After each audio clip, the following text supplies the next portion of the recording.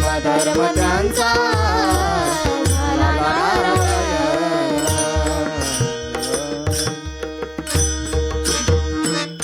पवित्र ते कुळ पावन तो देश, जेथे हरीचे दास जन्म घेती. प्रत्येक संतांचा अधिकार वेगळा आहे. महाराष्ट्राच्या मातीचा विचार केला तर अनेको साधू संत मंडळींचा अधिकार आहे, पण या महाराष्ट्राच्या मातीला 3 जणांचं फार मोठं योगदान आहे. या महाराष्ट्राच्या मातीचा आपल्या देशाची मान ताठ होण्याकरिता 3 जणांचं योगदान आहे, ते म्हणजे सती, संत आणि शूर. 3 सजावत देशको, सती, संत और शूर. 3 लजावत देशको, कपटी, कायर आणि क्रूर. सगळ्यात मोठी जबाबदारी कोणाची असेल तर ती आईची असते. आईनं संस्कार द्यायचे, संतांनी संस्कृती सांभाळायची आणि वीरांनी देशाचं संरक्षण करायचंय. सगळ्यात महत्वाचा आणि पहिला मुद्दा आहे. आज प्रत्येकानं विचार करून जर पाहिलं, प्रपंचामध्ये संसाराचा रथगाडा चालत असताना सगळ्यात महत्वाचं पात्र कोणतं असेल तर ते म्हणजे आई असते. लहान लेकराला योग्य वेळेवरती, योग्य मार्गावरती, योग्य संस्कार देण्याचा अधिकार फक्त आईच आहे. कारण बाळाचा पहिला गुरु म्हणजे त्याची आई असते. बोलावं कसं, वागावं कसं, चालावं कसं, सगळ्या गोष्टी आई शिकवते. कधी कधी पहा, माऊली ज्ञानोबांनी सुंदर वर्णन केलंय. माणसाला योग्य मार्गाने वाटचाल करायची असेल तर जीवनात एकदा तरी गुरु करावे लागतात, आणि गुरुशिवाय माणसाचं जीवन हे अपूर्ण आहे. कारण माऊली ज्ञानोबांनी वर्णन केलंय, भाविविन देव नकळेनी संदेह आणि गुरुविन अनुभव कैसा घडे. का? गुरु हा संत कुळीचा राजा, गुरु हा प्राण विसावा माझा, गुरुविना देवा दुजा पाहता नाही त्रेलोकी. जीवनात गुरु करणं फार महत्वाचं आहे. मग सतीनं कधी खचून जायचं नाही. स्त्री शक्ती सर्वसामान्य नाहीये. भगवान परमात्मानं सुंदर वर्णन केलेलं आहे पहा. या देवी सर्व भूतेषु शक्ती रूपेण संस्थिता, नमस्तस्यै नमस्तस्यै नमस्तस्यै नमो नमः. स्त्री शक्ती सर्वसामान्य नाहीये. आईनं संस्कार देण्याचं काम करायचंय, संतांनी संस्कृती सांभाळायची आणि वीरांनी देशाचं संरक्षण करायचंय. कधी कधी सांगतात, ताई परमार्थ खूप करतोय आम्ही, गेल्या 40-50 वर्षापासून रोज हरिपाठ काकडा न चुकता आमचा चालू आहे, पण तरी सुद्धा मात्र आमच्या जीवनामध्ये बदल मात्र घडत नाही. कधी कधी फक्त परमार्थ करूनच अर्थ होत नाही, परमार्थ करून सगळ्या गोष्टी प्राप्त होत नाही, तर परमार्थ करत असताना आपला भाव सुद्धा तेवढा शुद्ध असावा लागतो. साधू संतांनी कुठल्याच गोष्टीची मागणी भगवान परमात्माकडे केली नाही, पण तरी सुद्धा भगवान परमात्माने कावडीने पाणी जाघरी चक्र पाणी वाहे न सांगता 36 वर्ष कावडीनं पाणी वाहलंय. जगद्गुरु तुकोबारायांचे पट शिष्य निळोबारायांच्या घरी निळोबारायांच्या मुलीचं लग्न होईपर्यंत भगवान परमात्मानं गड्याचं रूप धारण करून काम केलंय. त्याच्या पुढे जर वर्णन करायचं ठरलं ना, ज्या वेळेला आषाढी एकादशी करिता सर्व वारकरी पंढरपूर या क्षेत्रापर्यंत पोहोचतायत, नवीन लग्न झालेलं आहे, उकिरड्यावरती कचरा टाकण्याकरिता आली आहे, आणि ज्या वेळेला काही वारकरी पाहिले गळ्यामध्ये पखवाज आहे, गळ्यामध्ये टाळ आहे, कोणाच्या गळ्यात विणा आहे, आणि कोणीतरी हातात चिपडी घेऊन भगवान परमात्माचं नामस्मरण करत निघालेत. ज्ञानोबा माऊली तुकाराम, ज्ञानोबा माऊली तुकाराम. जसा तो जय जयकार कानावरती पडला आणि अंगावरती रोमांच उभा राहावे ना, पण लक्षात आलं, आता जर सगळ्या गोष्टी संपून जर मी पांडुरंगाला भेटण्याकरिता निघाले तर संसाराचं वाटोळ होईल, माझ्या आई वडिलांना नको ते अपशब्द बोलण्यात येतील, मग काय करावं. त्याकरिता सुंदर वर्णन केलं. स्वतःला राहावलं नाही म्हणून अखंड भगवान परमात्माच्या एकनिष्ठ भक्त जसा जय जयकार कानावरती पडला तसं तो कचरा उकिरड्यावरती फेकण्याचा तर राहून गेला आणि त्या दिंडीमध्ये सहभागी सामील झाल्या, पण जगाच्या मालकानं संसार उद्ध्वस्त नाही होऊ दिला. का? भगवान परमात्मा भक्तासाठी काय करू शकतो, तर श्री संत सखुबाईंचा भगवंतानं गर्भधारण करण्याचं काम केलेलं आहे. का? चित्ती नाही आस त्याचा पांडुरंग दास. अंतकरणातला फक्त भाव शुद्ध असावा. भगवान परमात्मा शुद्ध ज्याचा भाव झाला, दुरी नाही देव त्याला, थोर प्रेमाचा भुकेला आणि हाची दुष्काळात याला. अंतकरणातला भाव शुद्ध असावा. कधी कधी वर्णन करतो आपण, बऱ्याच जणीला वाटतं परमार्थ करतोय, सोमवारचा दिवस आला की महादेवाला पाणी घालण्याकरिता जाता का, 1 लोटा जल सब समस्या का हाल. भोलीनाथाच्या शिवलिंगावरती पाणी वाहलं की वाटतं सगळ्या गोष्टी सगळ्या मनोकामना पूर्ण होतील. पण सगळ्यांना माझा एक प्रश्न आहे, महादेवाला 2 नाही 4 तास पूजा करा, पण महिला मंडळ घरच्या महादेवाला जर भाकरी वाचून डोळे पांढरे करण्याची वेळ येत असेल तर आपण त्या महादेवाला कधीच प्राप्त करू शकत नाही. त्याकरिता अंतकरणातला भाव शुद्ध असावा. भोलेनाथांच्या परिवाराचं वर्णन केलं. तर भगवान भोलेनाथाच्या परिवारात सदस्य आहेत भगवान भोलेनाथ, पार्वती माता, तिसऱ्या आहेत कार्तिक महाराज आणि चौथ्या आहेत गणपती बाप्पा. भगवान गणपती बाप्पांचा जन्म काहीतरी कारणास्तव आहे, अवतार काहीतरी कारणास्तव आहे. ज्या वेळेला पाहतो तारकासूर नावाचा राक्षस आहे आणि तारकासूर नावाचा राक्षस देवदेवतांना त्रास देऊ लागला. देवांना राहावं की नाही राहावं, सळो की पळो अशी अवस्था करून सोडलेली आहे. पण सर्व जणांनी भगवान भोलेनाथाला प्रार्थना केली की तारकासुराचा वध हा भगवान भोलेनाथांच्या पहिल्या संतानाच्या हात नाही. मग काय करावं? सर्व देवतांनी भोलेनाथाला समाधीमधून बाहेर काढलं. भोलेनाथ तुम्हीच काहीतरी करा. भगवान भोलेनाथांनी रुद्र रूप धारण केलेलं, पण ज्या वेळेला लक्षात आलं समाधीमधून बाहेर आले आणि ज्या वेळेला ते भगवान भोलेनाथाचं शक्ती तेज गंगा मैयामध्ये समर्पित झालं, कृतिका मातेने सांभाळ केला. म्हणून भोलेनाथाची पहिली संतान आहे, त्यांचं नाव आहे कार्तिक महाराज. ज्या वेळेला नारद मुनींच्या कानावरती बातमी पोहोचली आणि नारद मुनींना म्हणतात, कळीचा नारद. आता गावागावांमध्ये सुद्धा नारद आहेत, पण गावातल्या नारदांनी कळ लावली तर अख्ख्या गावाचं वाटोळं होतं. पण नारद मुनींच्या कळ लावण्यामध्ये सुद्धा जगताचं हित आणि जगताचं कल्याण होतं. नारद मुनी कैलासावरती आलेत आणि ज्या वेळेला अखंड कंठात भोलेनाथाचं भगवान परमात्माचं नामस्मरण आहे, नारायण श्रीमन नारायण नारायण नारायण नारायण नारायण श्रीमन नारायण नारायण नारायण नारायण नारायण श्रीमन नारायण नारायण नारायण नारायण. नारद मुनींच्या कंठात अखंड भजन आहे, पण नारद मुनींचा कधी ऍक्सिडेंट झालेला पाहिला का? कथा कीर्तन प्रत्येक जण ऐकतात, पण कथेमधून आपण नेमकं जीवनामध्ये जगत असताना कुठल्या गोष्टी घेतल्या पाहिजेत? नारद मुनींचा कधी ऍक्सिडेंट नाही, कुठे नारद मुनी अजिबात कुठे गाडीची धडक होत नाही का? आपल्यालाही वाटत असेल, महिला मंडळानं आव्हान आहे माझं, केसालाही धक्का लागू नये अशी प्रत्येकाची अपेक्षा असेल. अपघातामध्ये आपला कधीच मृत्यू होणार नाही, कधीच आपल्याला अपघातामध्ये मरण येणार नाही. त्याचं उत्तर एकमेव माऊली ज्ञानोबा हरिपाठात सांगतात, नारायण हरी उच्चारण नामाचा आणि तेथे कळी काळाचा रेग नाही. कंठामध्ये भगवंताचं नामस्मरण घ्या, कधीच तुमचा अपघातामध्ये मृत्यू होणार नाही. नारद मुनी भजन करत करत कैलासावरती आलेत. पार्वती मातेला आनंद झाला. आता गुरूंचं पूजन कसं करावं हे पार्वती मातेकडून शिकायचं आहे. फुलांचं आसन तयार केलंय, ज्या वेळेला चरण धुवून घेतलेत आणि भगवान नारद मुनींच्या दोन्ही अंगठ्यांचं पूजन केलं. पहिल्या अंगठ्याचं दर्शन घेतलं, स्वतःचं मस्तक अंगठ्यावरती उजव्या पायाच्या अंगठ्यावरती टेकवलं. कारण त्रैलोक्यामध्ये 33 कोटी देवतांचं दर्शन व्हावं असं वाटत असेल तर माणसानं आपलं मस्तक जे आहे ते गुरूंच्या पहिल्या उजव्या पायाच्या अंगठ्यावरती मस्तक टेकवलं पाहिजे. गुरूंचं दर्शन घेतलं पाहिजे, पण कसं? अष्टांग जेव्हा आपले धरणी मातेला चिटकतील तेव्हा गुरूंच्या दर्शनाचं पुण्य आपल्या पदरी पडत असतं. ज्या वेळेला पार्वती मातेनं पूजन केलं आणि पहिला प्रश्न नारद मुनींनी विचारला, माता अजून संतान वगैरे काही झाले की नाही? म्हणे तुम्ही अजून आई झाल्या का नाही? म्हणे अजून तर आई झाले नाही, पण भोलेनाथ बाबा झाले. म्हणे ते कसं सांगता येत नाही. भगवान भोलेनाथ भिक्षेकरिता गेले होते. जसे भिक्षेवरून परत आले, रोज पार्वती माता जोडी चिमटा घेण्याकरिता यायच्या, रोज पूजनाचं ताट घेऊन द्वारावरती यायच्या, पण आज मात्र पार्वती माता आल्या नाही. भोलेनाथाला वाटलं कामामध्ये विसरली असल. आतमध्ये घरात पोहोचले, पण पाहिलं केस मोकळे सोडलेले होते, हातातल्या पूर्ण बांगड्या काढलेल्या. सौभाग्यवतीचं सर्व लेणं त्यांनी उतरून ठेवलं आणि रुद्र रूप धारण करून पार्वती माता कोप भुवनामध्ये जाऊन बसल्या. आता कोप भुवन म्हणजे काय? पहिल्या काळात रुसण्याची खोली राहायची. कोप भुवनामध्ये जाऊन बसल्या. झालं नेमकं काय? भोलेनाथांनी विचारलं, पार्वती बोलू नका माझ्याशी. अगं झालं काय ते तरी सांगशील? सांगितलं ना बोलू नका. ज्या वेळेला विचारला, अगं बोलू नका म्हटल्यानं तुझ्या प्रश्नाचं उत्तर सापडणार आहे का? शांतते म्हणजे काहीतरी तुला मनात जो प्रश्न निर्माण झालाय तो प्रश्न मला विचारण्याचं काम कर. पार्वती माता म्हणतात, स्वामी असं ऐकलं म्हणे मी की तुम्ही बाबा झाले.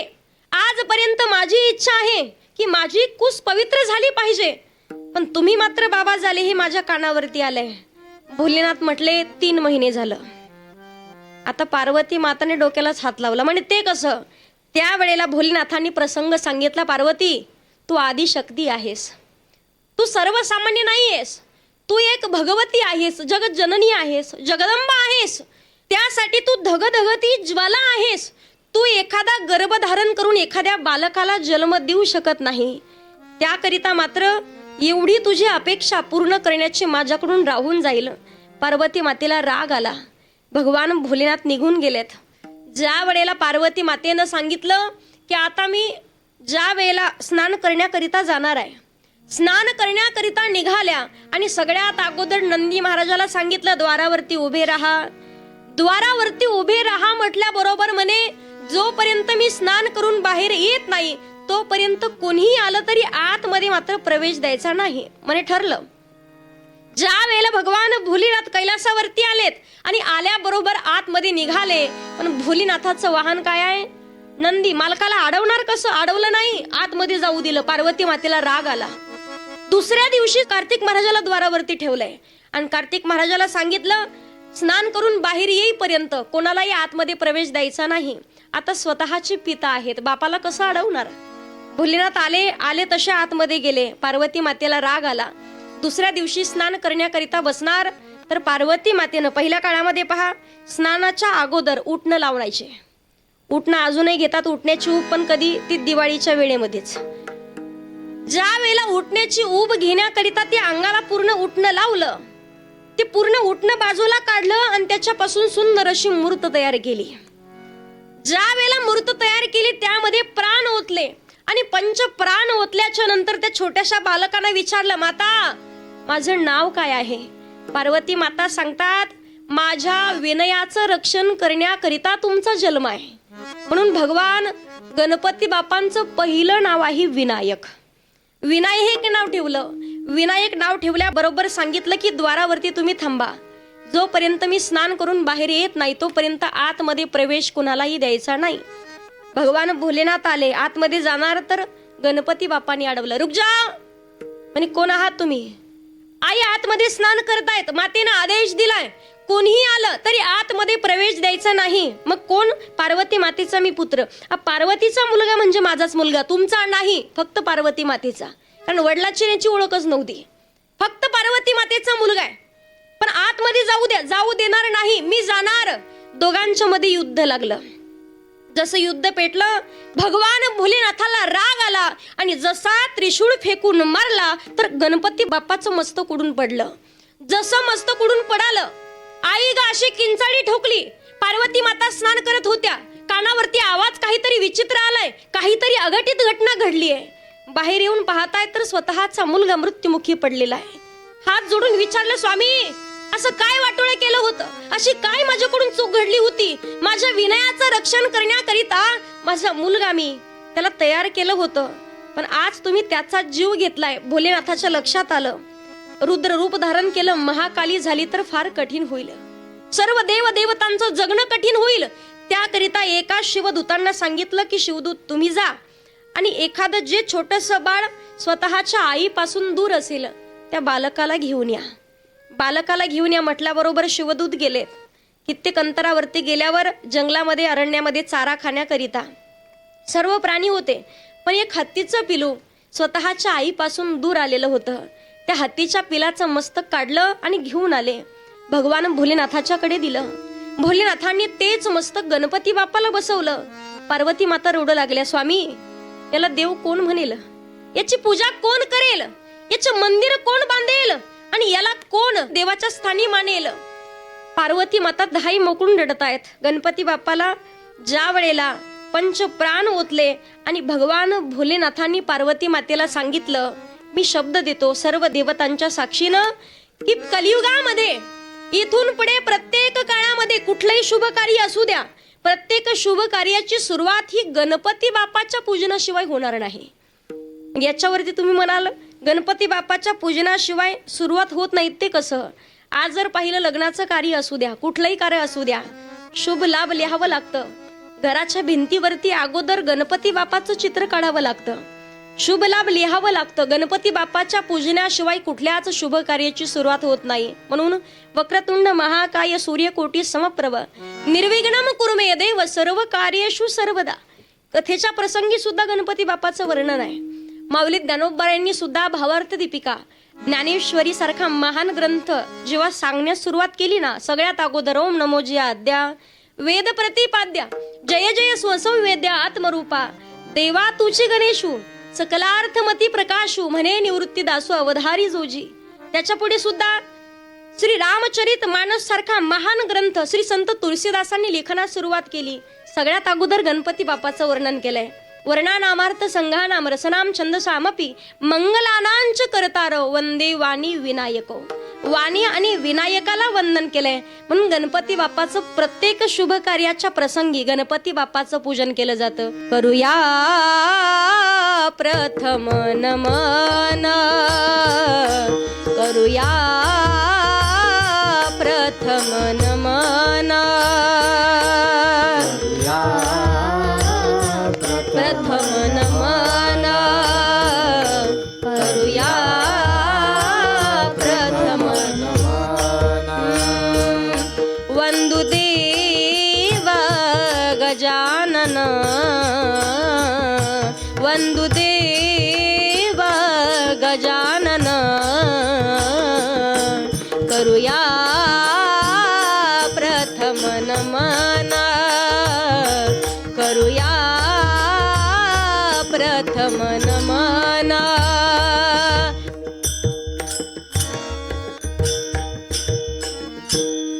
प्रत्येक शुभ कार्याच्या प्रसंगी गणपती बाप्पाला आवाहन केलं जातं.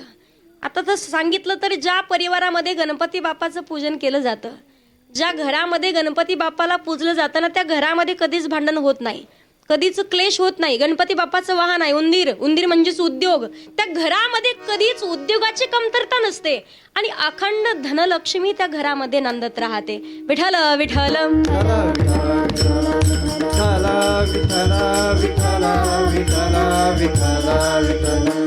सांगण्याचं तात्पर्य प्रत्येक शुभ कार्याच्या प्रसंगी गणपती बाप्पाला आवाहन केलं जातं, गणपती बाप्पाचं पूजन केलं जातं. आपण पाहिलं भगवान परमात्माची कृपा आशीर्वाद आपल्यालाही प्राप्त होतात. आपले प्रत्येक मनोकामना अभिमान नुरे कोड अवघीची पुरे. पण त्या अगोदर काय करावी साधने, फळ अवघीची येणे किंवा येणे साधती साधने आणि तुटती भवाची बंधने. प्रत्येक मनोकामना पूर्ण होतात, पण अंतःकरणातला भाव तेवढा शुद्ध असावा लागतो. कारण सुंदर असं संतांनी वर्णन केलंय पहा. मने नाही भाव मने देवा मला पाव, देवा शाने पावायचा नाही रे, देव बाजारचा भाजीपाला नाही र, देव बाजारचा भाजीपाला नाही र, देव बाजारचा भाजीपाला नाही र, देव बाजारचा भाजीपाला नाही र, देव बाजारचा भाजीपाला नाही र, नाही र, देव बाजारचा भाजीपाला नाही र.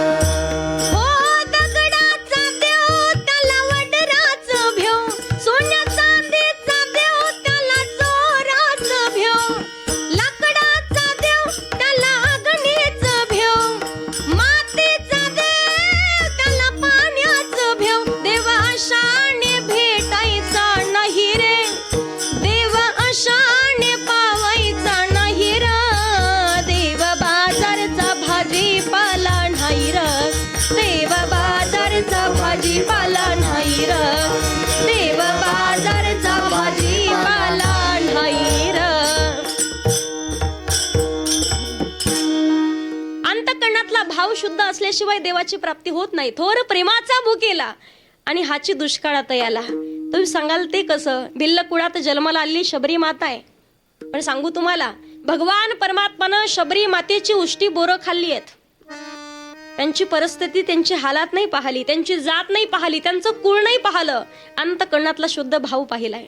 महाभारताचं युद्ध ज्यावेळेला होणार आहे, भगवान परमात्मा पांडवांची शिष्टाई करण्याकरिता आलेत आणि दुर्योधनाला सांगतात, दुर्योधना अरे नको ना पांडवाला त्रास देऊ, जास्त मागत नाही, 5 पांडवांना फक्त 5 गावं दे. देवा सुईच्या टोकावर बसेल एवढी जमीन भेटणार नाही. भगवंताला राग आला. एवढंच नाही तर दुर्योधनानं सांगितलं, ओढा ओढा या काळ्याला. भगवान परमात्माला राग आला, तिथून निघाले. कृपाचार्य द्रोणाचार्य विनंती करतात, देवा अहो आलेच आहात तर भोजन करून जा. पंचपक्वानाच्या भोजनाचं ताट तयार आहे. भगवंत म्हटले, तुम्ही दुष्टाचं मीठ खाल्लंय म्हणून तुमची बुद्धी सुद्धा दुष्ट आणि पापी झाली आहे. म्हणून माणसानं जीवनामध्ये खावं कोणाचं आणि ल्यावं कोणाचं याच्या गोष्टीचं भान ठेवलं पाहिजे. ज्याच्या मनामध्ये साधू संतांच्या विषयी, संप्रदायाच्या विषयी कपट आहे, क्लेश आहे, वाईट बुद्धी आहे, वाईट विचार आहेत, संत सांगतात त्याच्या दारामध्ये पैशाचा जरी पाऊस पडला तरी दारात उभं राहू नये, आणि त्याच्या दारामधलं थेंबभर सुद्धा त्याच्या घरातलं पाणी माणसानं ग्रहण करू नये. कारण जसं तुम्ही खाल तशी तुमची बुद्धी झाल्याशिवाय राहत नाहीये. भगवान परमात्मा निघाले. सगळ्यात अगोदर सांगितलं, बडे बडे मंदिर कोण्या काम के, भाव अगर नाही होवे, चल विदुरा घर जावे. तिथून निघाले. विदुरा घरच्या भक्षुनी कन्या, परमानंदी झाला. मनमोहना मुरली वाला, मनमोहन मुरली वाला, नंदाचा आला बेला, मनमोहना मुरली वाला. सांगण्याचं तात्पर्य अंतकरणातला भाव शुद्ध असावा. आता वारकरी संप्रदायाचं नाक आणि वारकरी संप्रदायाचा कळस कोण म्हटला तर जगद्गुरु तुकोबा आहेत. मंदिर किती सुंदर असू द्या, मंदिराची सुंदरता असते मंदिराच्या कळसावरून, तशी माणसाची सुंदरता असते माणसाच्या नाकावरून. नाकाला शेंडा असेल तर किंमत नाही, तर लोक म्हणतात काय नकट ना घेऊन बोलता. नाकाला शेंडा असेल तर किंमत आहे. पण सांगतात पहा, बाई किती सुंदर असू द्या, कितीही रूपवान असू द्या, पण काय करावे ती 32 लक्षणे, आणि नाक नाही तेने वाया गेली. वारकरी संप्रदायाचं नाक म्हणजे जगद्गुरु तुकोबा आहेत. वारकरी संप्रदायाचा कळस म्हणजे जगद्गुरु तुकोबा आहेत. आणि तुकोबारायांचा अधिकार आहे, माझी मज झाली अनवर वाचा, छंद या नामाचा गीतला असे, तुकिता तुल्यसी ब्रह्म तुकासी आले, आणि म्हणून रामेश्वरी चरणी मस्तक ठेवले. जगद्गुरु तुकोबारायांचा अधिकार आहे, तुकाराम तुकाराम नाम घेता. ज्यांचं नाव घेताच यमाच्या अंगाला कंप सुटावा सामर्थ्य तुकोबारायांचं आहे. साधक मंडळी विचारतात, महाराज तुम्ही म्हणता आपण आपल्या हिताच्या ठिकाणी जागा राहिलं पाहिजे.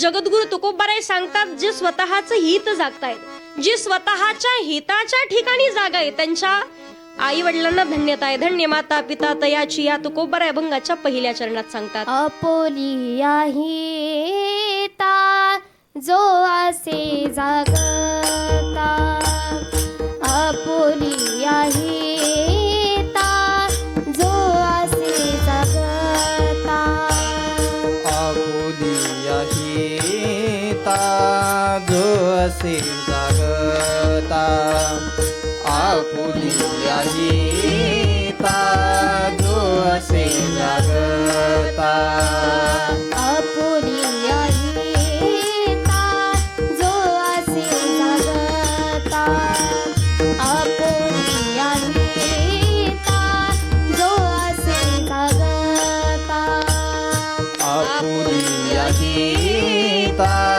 जो असे जागता, आपुलिया हिता जो असे जागता.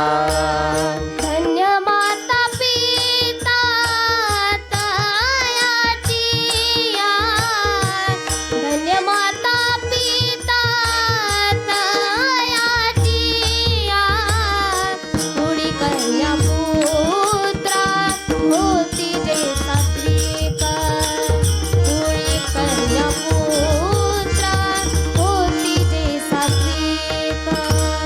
धन्य माता पिता तयाची, धन्य माता पिता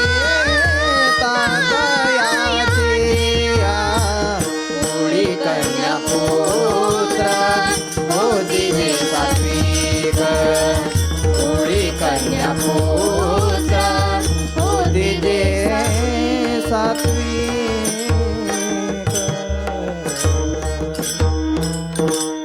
अभंगाच्या पहिल्या चरणात जगद्गुरु तुकोबाराय वर्णन करतात. आपुलिया हिता जो असे जागता, धन्य माता पिता तयाची, त्याच्या आई वडिलांना धन्यता आहे जो स्वतःच्या हिताच्या ठिकाणी जागा आहे. तुम्ही म्हणता, ताई आम्हाला आमचं हित कळत नाही का? आम्ही आमचे जागे तर आहोत की, डोळे उघडून पाहतात याचा अर्थ जागे नाही येत. जीवनाचं नेमकं हित कशामध्ये आहे हे जर आपल्याला लक्षात येत नसेल तर आपण जागे असून देखील झोपल्यात जमा आहोत. संतांनी वर्णन केलंय, उठा जागे व्हारे आता, स्मरण करा पंढरीनाथा, भावे चरणी ठेवा माथा, अनुभवी व्यथा जन्मांच्या. जन्म मरणाच्या फेऱ्यातून मुक्त व्हायचं असेल तर हिताच्या ठिकाणी जागे राहा. भगवान परमात्माचं नामस्मरण करा. का? माणसाला हा जन्म धारण करून आला याचा अर्थ मृत्यू निश्चित आहे. 84 लक्ष योनीचा फेरा फिरून आल्यावर पाप पुण्य समान होईल तेव्हा मानवाचा जन्म आहे. उपजेते नासे नासेले पुनरपी दिसे हे घटिका यंत्र जैसे परिभ्रमेगा. कोण कधी जाईल सांगता येत नाही. संतांनी वर्णन केलंय. क्षणभंगूर नाही भरवसा वारे सावध सोडा मायाशा. काही नचले मग गळा पडेल फासा. पुढे हुशार थोर आहे ओळसागा. पुढे हुशार थोर आहे ओळसागा. राम राम स्मरा आधी. राम राम स्मरा आधी. का आधी नामस्मरण करावं? माणसाचा क्षणाचाही भरवसा नाही म्हणून. का आधी नामस्मरण करावं? ना शिवंत देह जाणार सकळ शरीराची होय माती. त्याच्या पुढे का आधी? माणसाचा क्षणाचाही भरवसा नाही. संतांनी वर्णन केलंय. 4 दिन की जिंदगी 4 दिन का मेला है. योग्य वेळेत सावध व्हा. कोण कधी जाईल सांगता येत नाही. रामाचं भजन तोपर्यंतच आहे जोपर्यंत हा आत्माराम आहे. एकदा का आत्माराम निघून गेला ना तर लोक म्हणतात राम नाम राम नाम. कोण कधी जाईल सांगता येत नाही. त्याकरिता सावध व्हायचंय. बिनु सत्संग विवेक न होई. राम कृपा बिनु सुलभ न सोई. श्री संत तुलसीदासांनी सुंदर वर्णन केलंय. सांगण्याचं तात्पर्य आहे योग्य वेळेत सावध होऊन हिताच्या ठिकाणी जागा राहायचंय. नेमकं हित कशात? बरेच जण सांगतात ताई मुलगा झाला म्हणजे आम्ही हिताच्या ठिकाणी जागे आहोत. आमचं हित फक्त लेकरा बाळांमध्ये. कोणी सांगता आमचं हित फक्त गाडी बंगला जमीन जुमला प्रॉपर्टी या गोष्टींमध्ये आहे. पण संतांनी वर्णन केलंय हित ते करावे देवाची चिंता. त्याच्या पुढे करुणिया मन शुद्ध व्हावे. मनच का शुद्ध करावं? मन हे चंचल चपळ जाता येता न लगे वेळ. मन शुद्ध करायचंय. मन भगवंताच्या चरणावरती स्थिर करायचंय. का? झाले समाधान पायी स्थिरावले मन किंवा पायी विसावले मन. मन भगवंताच्या चरणावरती स्थिर करावं. का? मन हा मोगरा अर्पुनी ईश्वरा पुनरपी संसारा येणे. हिताच्या ठिकाणी जागा राहायचंय. जो हिताच्या ठिकाणी जागा आहे तो खूप बऱ्या वर्णन करतात. त्याच्या आई वडिलांना धन्यता दिली आहे. हिताच्या ठिकाणी जागे राहिले कोण? आज जर पाहिलं महाराष्ट्राचे राजे छत्रपती शिवाजी महाराज हिताच्या ठिकाणी जाग्या राहिल्या. श्री संत जनाबाई संत मुक्ताबाई संत बहिणाबाई संत मीराबाई संत सोयराबाई प्रत्येक साधू संत महात्मा मंडळी स्वतःच्या हिताच्या ठिकाणी जागे आहेत. एवढंच नाही भक्त प्रल्हाद हिताच्या ठिकाणी जागे आहेत.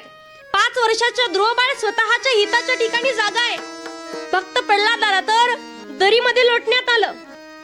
हत्तीच्या पायाखाली दिले. अग्नीमध्ये तेलानं अगदी तापलेल्या कढाईमध्ये ठेवण्यात आलं. पण अखंड कंठात भगवान परमात्माचं नामस्मरण होतं. प्रश्न विचारला तुझं देव आहे कुठे? नाही ते विचारा.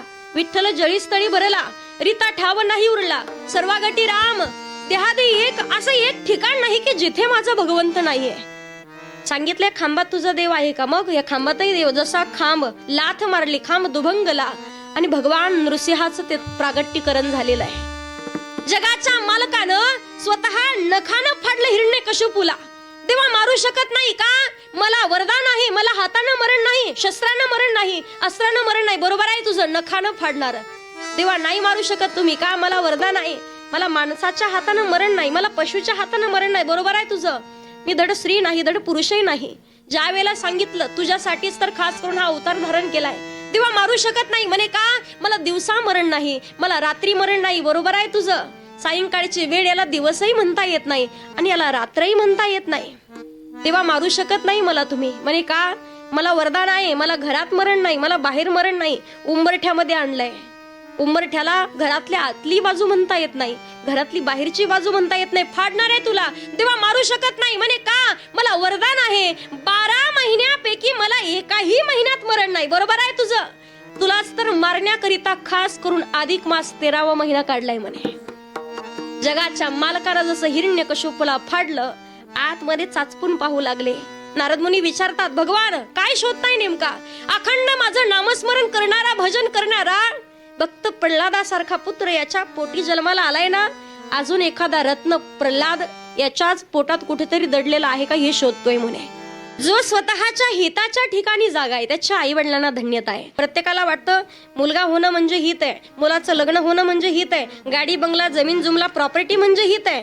पण खऱ्या अर्थानं वर्णन केलंय, साधू संतही सांगतात, प्रत्येक महाराज मंडळी वर्णन करतात की संसारामध्ये राहू नका का, दुःख बांधवडी आहे हा संसार, लटिका व्यवहार सर्व हा संसार. किती सांगितलं तरी आपल्या लक्षातच राहत नाही. त्यासाठी सांगतात की वर्णन केलंय. तुकोबाराय साधू संतांनी प्रपंच केलाय, पण तुकोबाराय पत्नी निघून गेल्यावर, पत्नी वारल्याच्या नंतर म्हणतात, बरे झाले देवा निघाले दिवाळे. तुकोबारायांनी म्हणावा, संसाराच्या नावे घालून या शून्य आणि वाढता हा पुण्य धर्म केला. संसारात राहा पण संसारी असावे, आसोनी नसावे आणि भजन करावे वेळवेळा. प्रपंचात राहा पण कसं, पक्षांगणी उतरती ते का गुंतवणी राहती तैसे असावे संसारी. प्रपंचात राहा पण कसं, जिभेसारखं राहा. प्रपंचात राहा पण कमळासारखं राहा. पाण्याशिवाय कमळ येत नाही, पण कमळाच्या पाकळीवरती पाण्याचा थेंबही राहत नाही. प्रपंचात राहा पण योग्य वेळेत सावध व्हा. सांगण्याचं तात्पर्य मला, योग्य वेळेत सावध होऊन भगवान परमात्माचं नामस्मरण करावं, योग्य वेळेत सावध होऊन भगवान परमात्माचं भजन करावं, कारण हा जन्म परत भेटत नाही. विठ्ठल विठ्ठल विठ्ठल विठ्ठल विठ्ठल